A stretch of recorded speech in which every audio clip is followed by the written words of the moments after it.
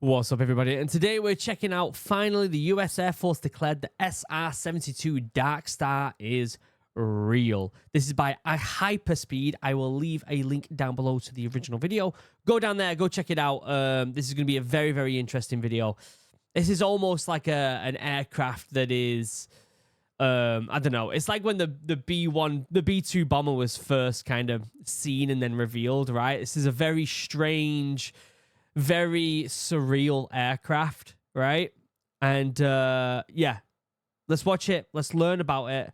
Let's figure out what's going on with this aircraft, and let's see if it's actually worth it, this aircraft. Because sometimes you get really cool aircraft and they're just not worth it, are they?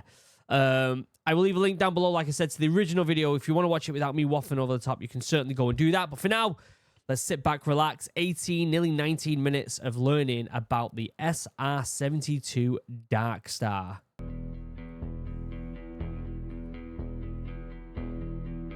Such a cool looking aircraft. Very cool looking aircraft. The existence of the mysterious SR-72 has finally been confirmed. This hypersonic spy aircraft, with capabilities that sounds like it stepped out of a science fiction movie scene, has created a lot of waves in the aviation world. I mean, it looks like it stepped out of a sci-fi story, doesn't it? Look at the design. If this was in like Call of Duty Infinite Warfare, I'd be like, yeah, that makes sense. Look at it. It looks like a spacecraft. It's ridiculous. And even more in the hearts of aviation enthusiasts. There are several questions concerning this aircraft that have been shrouded in secrecy for too long. What are the capabilities of this extremely advanced aircraft? Yeah. Can it in any way be compared to its predecessor? Join us as we delve into the mystery surrounding the SR-72 that the United States Air Force just declared real. Wow. The first unconfirmed news. So they've definitely declared it real now, which is crazy. Obviously, we know that it's an actual aircraft, but like, we know that they're going to use it in the military now, which is pretty amazing. News about the SR-72 came out in early 2007 when several sources revealed that a popular defense company, Lockheed Martin, was working on an aircraft that could fly at an incredible speed of Mach 6, making it faster than any aircraft in history. Mach 6? Oh my God. Did you know that when cars were first invented, people thought that if you went over 30 miles an hour, your body would disintegrate? Now look, people are like, let's go Mach 6. But that was not the only news concerning this mysterious aircraft, because conspiracy theorist Tyler Glockner also claimed that he found a secretive aircraft by searching Florida's swamplands on Google Earth. Interesting. He mentioned that the runway where the mysterious object is located belongs to Pratt & Whitney, a company known for designing aircraft engines. This aircraft that was shrouded in secrecy is a direct successor to the SR-71 Blackbird, and it is designed to fly faster and higher than any missile or cannon shot at it. It is... The thing is, right, Lockheed Martin, we're pretty sure they've got UFOs that they're disassembling. The rumor is, if you're not up to scratch for these crazy rumors, is that certain big military companies have UFOs, and that they're what's the word when they deconstruct them so that they can figure out how they work. And so if I said that to you 20 years ago and I said, look at this that they bring out, you'd be like, yeah, of course, they've just used UFO parts on this. Look at it. It literally looks like a UFO, doesn't it? It's ridiculous. Safe to say that this aircraft would be unbeatable. Just before we get into the breathtaking details of the DARKSTAR, let's take a peek into the capabilities of the predecessor. The SR-71 is a which we've done a video on the SR-71, I'm pretty sure. Technological marvel that was designed by the American aerospace engineer Clarence Kelly Johnson. Similar to the SR-72, the SR-71 was the result of a black project, but that's not all. This aircraft made the U.S. feared by other nations, including China, because it exuded unmatched power that combined a speed that was more than 2 times that of sound and strength that other aircraft could not even boast of. Wow. Aside from its unrivaled like, think about that in general. It's absolutely nuts, isn't it? Capabilities. The $292 million jet was built with one of the most strongest metals on Earth, titanium. However, it's not just about using the strongest metal available. This choice of material served a greater purpose, which is to maintain the aircraft's stealthy feature. And since it was designed to be a spy plane, this is considered very important. It was also equipped with advanced sensors, a powerful radar, and a high-definition camera. It could gather intelligence through images, signals, measurements, and signatures. The Blackbird was powered by two powerful Pratt & Whitney J58 engines. I've never heard of this Pratt & Whitney before. Are they common in the military? Which is ironic because I've done a lot of videos on aircraft and I've never heard of this company before. With each of them providing a thrust of 32,000 pounds. It could reach speeds up to Mach 3.2 and fly at altitudes of 85,000 feet, which required pilots to wear pressurized suits like astronauts because they were almost in space. Wow. It's no surprise that NASA, with its focus on space, operated the SR-71 alongside the U.S. Air Force. In terms of weapons, the SR-71 had none, and this is because it didn't need them. Yeah. When shot at, the Blackbird would simply accelerate to outfly the missile or round that was shot at it. That's crazy, isn't it? You can't even shoot it because it'll just fly away, and your bullets won't catch it. This explains why no SR-71 Blackbird was ever shot down. Yeah. To this day, it holds the record for both the fastest and highest flying operational aircraft in history, which is quite a significant feat for an aircraft that retired over 2 decades ago. But now American engineers have built an aircraft that is better than the SR-71, even better than the 6th-generation fighters. The DARKSTAR makes use of the latest technology to dominate the skies completely, and there are also rumors that reveal that it flies so fast that its shockwave can blow roofs off houses below. Also, according to some secret information, it has the most powerful laser ever made. Despite the rumors, the USAF initially did not officially confirm the existence of such aircraft. Of course they're not going to confirm it. If they could make this vehicle and legit have it work and no one ever know anything about it ever, they would do it 100%. They'd be like, yeah, that's a no-brainer. Like, even like civilian public, if they could do something like this and never have anyone know what it was about, they would do it without even hesitating. The fact that the public know about it is probably annoying them. Do you know what I mean? They did not make any announcement at all. However, Lockheed Martin has finally announced that they are working on the SR-72 project, with a prototype expected to fly soon, and in the spirit of confirmation, the United States Air Force has also declared that the DARKSTAR is real. Ooh. Many sources call the secret... I love that they've called it the DARKSTAR. Oh, what a name. What a name. Brilliant. SR-72 project, DARKSTAR. But this is far from correct because the aircraft doesn't have an official nickname, at least not yet, but people also refer to it as Son of Blackbird. Ooh. Nicknaming military aircraft like the F-15 Eagle usually involves historical tradition, practical reasons, and protocols from the military or the manufacturer. However, this usually happens after the Air Force officially accepts the aircraft. Right. The story of DARKSTAR's development can be connected to 2 industries, the entertainment industry and military.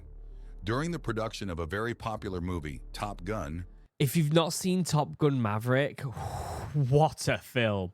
It's a phenomenal film. Paramount Pictures asked Lockheed Martin to design an aircraft that would make the main character, Mitchell, the fastest person ever. Surprisingly, Lockheed Martin was already working on this idea, so it was not a hard assignment because the aircraft was already under development by Skunk Works, which is a division of Lockheed. Why is this division named Skunk Works? The name originated during World War II when engineer Kelly Johnson's secret aircraft development team at Lockheed was housed in a tent near a smelly plastic factory. Inspired by Al Cap's comic strip Lil Abner, where a place called the Skunk Works emitted a terrible odor, team engineer Irv Culver jokingly answered the phone with Skunk Works. The name caught on with the team and I like that. I like when names have history behind them. Do you know what I mean? Don't just give a name for no reason when it's got a bit of lore behind it. I like that. Eventually evolved into Skunk Works, which is now a registered trademark of Lockheed Martin. That's crazy. Unlike how the name sounds, this division is pretty incredible at what it does. To give you an idea of Skunk Works' capabilities, they are the brains behind the creation of some powerful aircraft like the F-22 and F-35. Wow. Why was Lockheed They've got some good credentials then, haven't they? Jesus. Martin working on this project in the very first place? Since 1998, the company has been trying to create a fighter jet with extreme speed that would replace the SR-71, but they had an extremely hard time achieving this. Lockheed Martin's advanced development programs, known as Skunk Works, developed the Hypersonic Technology Vehicle 2, also known as the HTV-2, which is a rocket-launched aircraft, as part of DARPA's Falcon project. Whoa. The HTV-2 project was used to collect data on aerodynamics, guidance, navigation, control, and aerothermal effects. Wow. It was I've never heard of this before at all. Uncrewed aircraft designed to fly through Earth's atmosphere at very high speeds. The vehicle first flew in April 2010 and again in August 2011, reaching a top speed of Mach 20. What? Yo, what? He went Mach 20? Are you for real right now? There's no way. Is that real? That aircraft went Mach 20? My God. Information that was gained from working on this project is now helping to create better designs for the SR-72. Holy. Earlier this year, Brad Leland from Lockheed Martin stated on the company's website that hypersonic aircraft and missiles could enter restricted airspace and hit almost any target on a continent in less than an hour. He said speed is the next major advancement in aviation to handle future threats. This technology could revolutionize warfare, similar to how stealth technology is changing combat today. Yeah. The Son of the Blackbird is being designed with more capabilities and will use advanced materials like carbon-carbon composites. It gets even better. These materials can handle more extreme heat than the titanium skin used on the SR-71. The technology that they've developed for this type of stuff is just unfathomable, isn't it? It's just, you can't even comprehend how technologically advanced these companies are. The amount of money they just throw at stuff, make it better, make it better, make it better constantly. It's crazy. Also, as states earlier, the DARKSTAR is expected to have great speed, stealth, and versatility. The prototype, if not already in operation, will include advanced avionics and possibly AI-assisted systems for autonomous operations, which earlier hypersonic aircraft did not have. A key feature of the SR-72 is its ability to reach hypersonic speeds up to Mach 6, which is considered to be much faster than the Blackbird's top speed. Yeah, because it could only go Mach 3.2. It's nearly double the speed. Speed allows it to outrun missiles and avoid current air defense systems, which has given the United States an advantage in reconnaissance and possible strike missions in heavily defended areas. Lockheed Martin is working with Aerojet Rocketdyne on a special turbine-based combined cycle propulsion system to help the aircraft achieve a cruise speed of over Mach 6. While there are engines that... A cruise speed of over Mach 6. Like, just try and, like... just try and comprehend. Like, when was it when the Wright brothers made the first plane? When was that? What year was that? First ever plane. 1903. So it's only been about 121 years, right? That's not long at all. That is not long. And then they're going Mach 6, going from never flying, like we've just made our own first plane, 1903, right? That's what it said on my phone. 1903. And now 2024. So 121 years later, you go with Mach 6 cruising. What? Can power an aircraft at hypersonic speeds. They can't be used during takeoff and landing. So the DARKSTAR needs an engine that can handle both. The turbine engine will provide thrust until the aircraft reaches Mach 3. Then the dual-mode ramjet will take over to power the flight at hypersonic speeds. That's interesting. To reduce drag, the aircraft will use a single inlet nozzle for both the turbine engine and the ramjet. This new mysterious aircraft's abilities are important for major power conflicts. Its fast intelligence gathering and strike capabilities support the U.S. national defense strategy, which focuses on being ready for intense conflicts with countries like Russia and China. Yeah. Its speed and stealth make it a crucial tool for strengthening air defenses. Its development shows a strategic change in U.S. military planning, moving towards more adaptable and dynamic platforms that can operate in complex future battlefields. This change aligns with the Pentagon's priorities for modernizing space, cyber, and autonomous technologies. However, stealth technology might not work well for an aircraft like this, because radar-absorbing materials may not handle high temperatures. The jet's large infrared signature would also make it hard to hide. The aircraft might leave a trail detectable by radar, like the SR-71. So, at what point does this vehicle be such high altitude? Like, how high of an altitude and how fast do you need to be going to not even be detected at all on radar? Because obviously it's a lot of excess stuff that's giving that indicator, right? Like the trail, etc. So how fast do you have to be before you can even outrun that? But with its amazing speed and ability to quickly leave an area and outrun most non-hypersonic missiles, these issues are mainly theoretical. Oh my god, As they're for just weaponry, theoretical. Bombs and conventional missiles aren't suitable for an aircraft like this, Yeah. since it could collide with them after launching, and to avoid such deadly occurrences. The DARKSTAR will be equipped with laser systems instead of other weapons. Yeah, it makes The aircraft sense. is currently equipped with an enhanced version of the Laws, which has a power output of 350 kilowatts and is capable of cutting through 5 inches of metal with its beam. However, Surely, though, it would need an ungodly amount of power to be able to do something like this. Like, the amount of power this aircraft would need, not only to cruise at Mach 6, but also to power one of these giant lasers must be mental. the main advantage of using laser weapons is its ability to be integrated within the aircraft's structure and deployed when necessary, ensuring aerodynamic performance of the aircraft to achieve hypersonic speeds. Yeah. Another intriguing feature of the SR-72 is its cockpit design that is invisible when viewed head-on, similar to the X-59 that is being developed by the Skunk Works division. What? In the movie Top Gun: Maverick, the aircraft uses synthetic vision systems to see what lies directly ahead.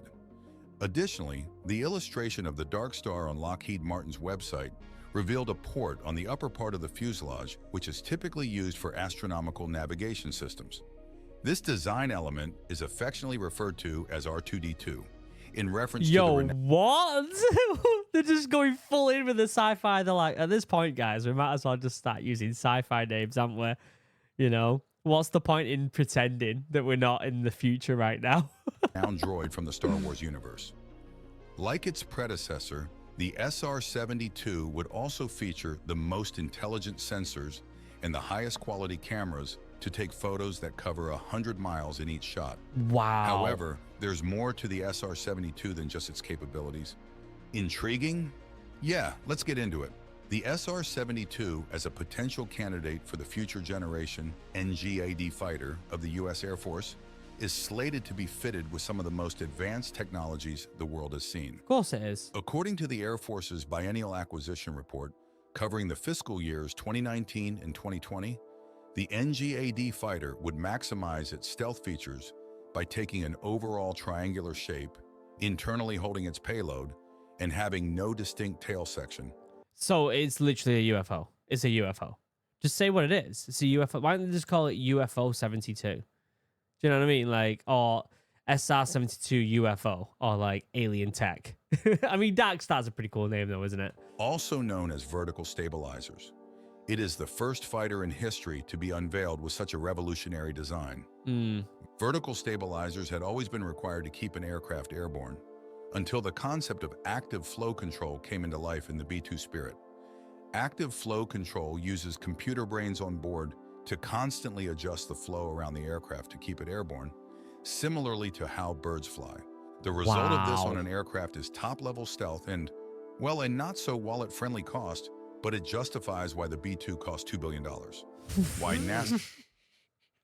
Have you ever heard anything be called justified for spending $2 billion? Yeah, it's totally justified that we spent $2 billion on this aircraft. It's just, I know it's a great bit of kit. It's just crazy to hear that sentence out loud, isn't it? decided to invest a mind-blowing amount of $1 billion in the SR-72 development, why Congress has budgeted over $10 billion for the Air Force's NGAD program in less than a decade, and why the Navy recently detailed a budget request of over $9 billion for the next 5 years. Advanced sensors and weapons.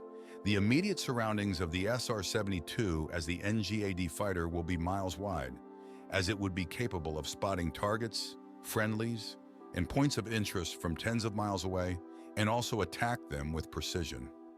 The sensors that make this possible come with maximum connectivity, and thus the ability to share its data with every other member of the fleet, whether it is a 6th-generation aircraft or not. When are we going to see these 6th-gen aircrafts as well? Like, we hear a lot about them, aren't we? Surely we're close to seeing them. Surely they're going to be revealed soon.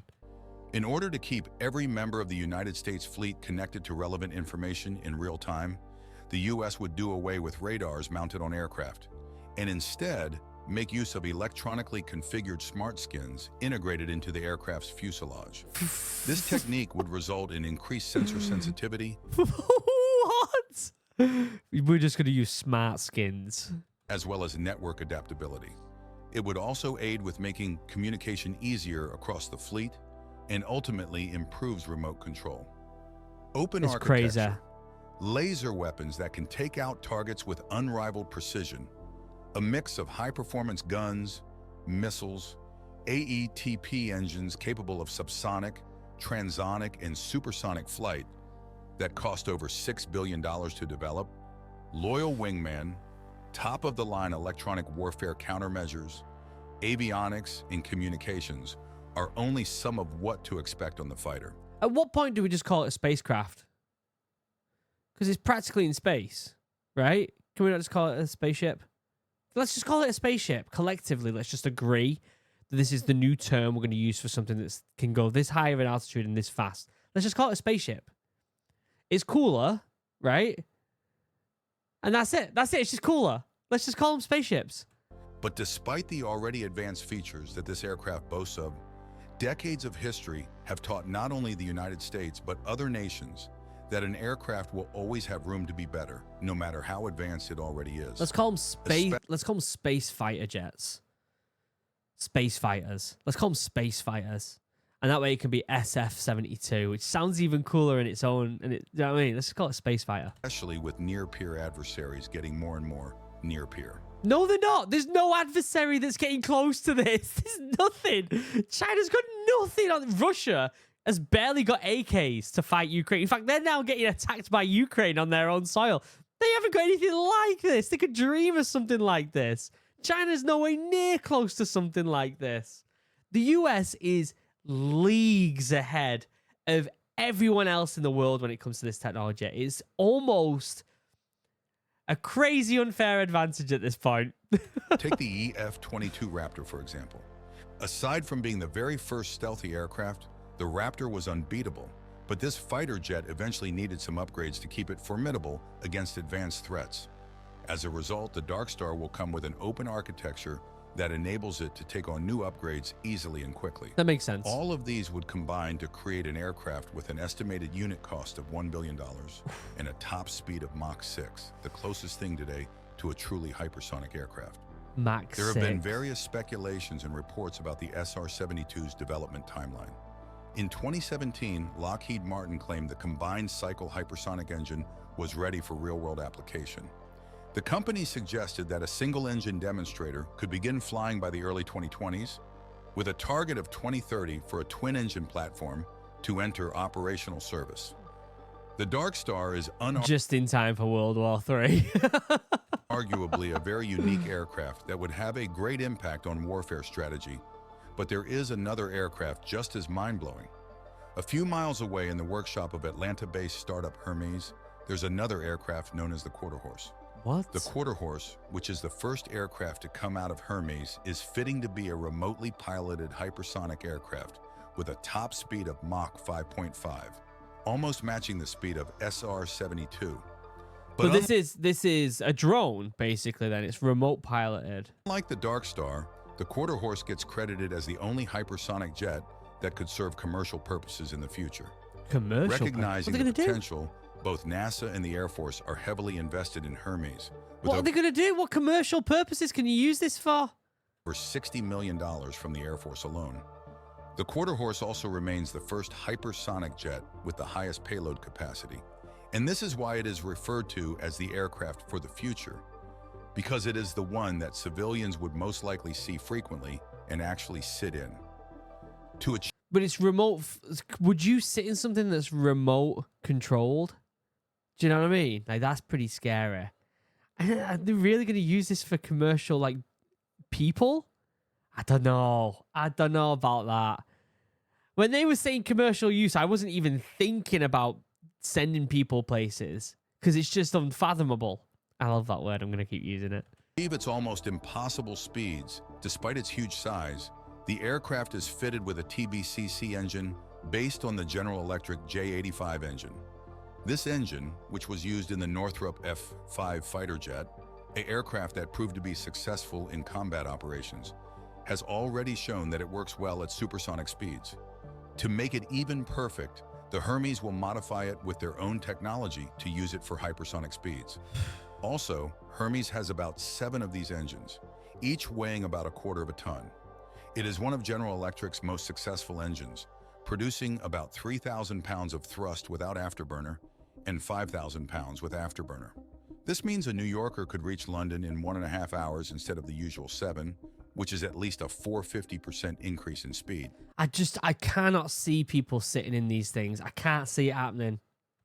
In terms of costs, the development of Hermes seems to be quite impressive too. The Quarter Horse is centered around hardware-rich, autonomous, and reusable systems that focus squarely on requirements. This way, there are virtually no unnecessary components to drive up costs in the program. Thus, Hermes is quite confident that they could execute the Quarter Horse test flight for less than $100 million, which is relatively low for a hypersonic project at this stage. Yeah. However, with the Hermes Quarter Horse, the NGAD and SR-72 son of Blackbird, the United States remained assured and would maintain its stance in dominating the skies with hypersonic aircrafts. The United States is devoted to dominating the skies. I mean, they're already dominating the skies. They just want to keep that control. And would invest anything possible towards its cause. Wow. However, other nations, including China and Russia, are equally committed to building next-generation fighters with advanced capabilities. They're not even close. They're not even close. They're not even close to the F-22 or the F-35. Do you know what I mean? Like, they can keep trying, I guess. It's a good thing the United States is known for always coming out on top and surpassing expectations, and this time would not be any different. True. Thanks for watching. Great video. I will leave a link down below to the original video. Make sure you go over there, give it a like, subscribe, all that good stuff. Very important that you do that. Great video. The SR-72 is looking absolutely deadly, isn't it? And terrifying in a great way, especially if you're an American citizen. Let me know what you think in the comment section down below. I'd love to see. It's been what did I say? Like 121 years since the start of the first ever plane to this. Imagine what it's going to be like in another 120 years. Like, that's crazy to think about, isn't it? Let me know your thoughts down in the comment section down below. I love you all. Have a wonderful day. Goodbye.